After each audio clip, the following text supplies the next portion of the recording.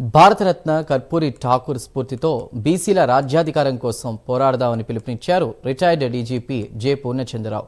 హైదరాబాద్లోని ఏఐబీఎస్సీ ప్రధాన కార్యాలయంలో కర్పూర్ ఠాకూర్ 102వ జయంతి కార్యక్రమంలో పాల్గొని మాట్లాడారు. కర్పూరి ఠాకూర్ ఆశయాలకు అనుగుణంగా ముందుకెళ్తూ రాజ్యాధికారం సాధించుకుందామని చెప్పారు. మేమెంతో మాకంత, మీరెంతో మీకంత నినాదంతో కూడా ఒక ఐడెంటిటీతో ఉద్యమం చేస్తేనే విజయం సాధిస్తామని తెలిపారు.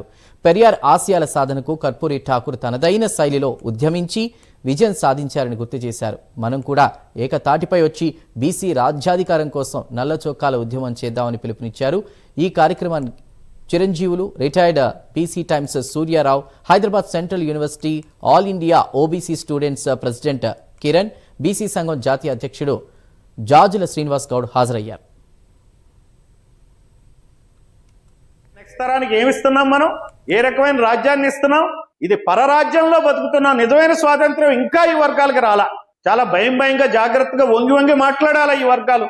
ఎమ్మెల్యేల దగ్గరికి వెళ్ళినా, మంత్రుల దగ్గరికి వెళ్ళినా, ముఖ్యమంత్రి దగ్గరికి వెళ్ళినా, ప్రధానమంత్రి దగ్గరికి వెళ్ళినా, పై అధికారుల దగ్గరికి వెళ్ళినా, అందువల్ల మనం ఆత్మగౌరవంతో ఉండాలి అని అంటే ఖచ్చితంగా జూన్ 3 నాడు ఒక రకమైన రెజల్యూషన్ తీసుకుని మనం చూపించాలా.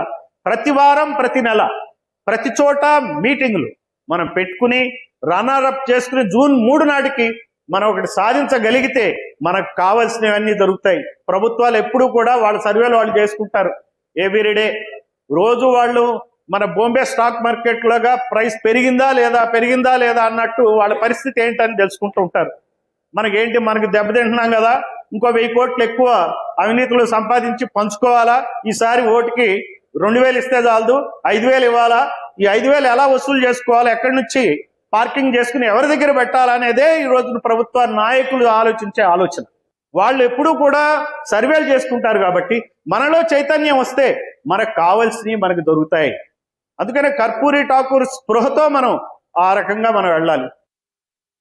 యువతకి రేపు నెక్స్ట్ తరానికి ఏమిస్తున్నాం, మనం ఏ రకమైన రాజ్యాన్ని